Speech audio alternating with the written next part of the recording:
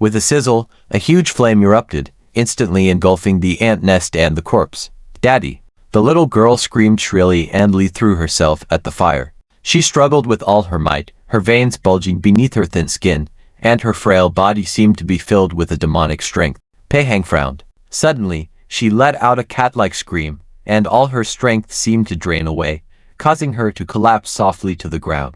Pei Hang turned his head as another flying stone whizzed past his ear. "Who's there?" he demanded angrily. A soft and charming laughter echoed from the other side of the woods, instantly seeming to swirl and drift with the mountain breeze. Pei Hang's heart stirred. He had an inexplicable premonition this person must be related to the purpose of his visit. So, forgetting about the little girl's fate, he hurried towards the other side of the woods. The sun was setting, and the towering ancient trees in the forest looked eerie. The massive tree roots twisted and coiled, resembling sealed monsters ready to come to life and attack at any moment. Pei Hang followed the sound and walked through the forest, not knowing how long he had been traveling, until he finally saw the dim light outside the forest. Ahead was a slope, with a small stream flowing gently into the unknown. The soft laughter had long disappeared, and the surrounding mountains embraced the horizon, with no sign of any human presence. Instead, not far from him, a black donkey carrying a woman was walking towards him along the stream.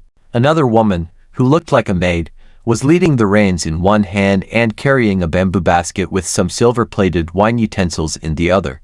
They chatted casually, occasionally bursting into laughter. The two women laughed and talked as they walked past him, as if he didn't exist. A smile appeared on Pei Hang's face. He took a few steps forward and bowed. "Miss, may I ask you to stop?" The maid stepped in front of him and scolded. "My mistress is named Yingyang, not Miss on the donkey." The mistress shook her head and said softly, "Yinnyang, don't be rude. Step aside." The maid pouted, put down the basket, and walked away. Pei Hang straightened his sleeves and said, "Miss Yingyang, my name is Pei Hang. I've had a tiring journey and would like to ask you for a drink of water." Miss Yingyang slowly turned around. Pei Hang couldn't help but change his expression. It was a face one would never forget. Her eyes were long and narrow, and her elongated face was painted white, still unable to cover a few faint yellow freckles on her cheeks. Two blobs of crimson rouge spread on her cheeks, making her high nose appear even more prominent. Her face was far from beautiful, but an inexplicable charm emanated from her, captivating and enchanting. Yingyang turned her eyes and smiled. "Why is the sir looking at me like that?" She leaned down, took a wine cup from the basket, and handed it to Pei Hang.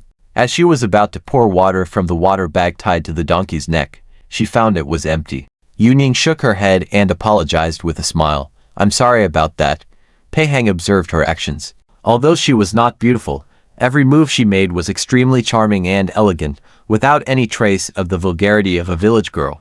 Pei Hang's face had recovered its composure, and he smiled. "It's not Miss's fault. I just didn't have the luck. May I ask where Miss comes from and why you are still traveling on the mountain road at dusk?"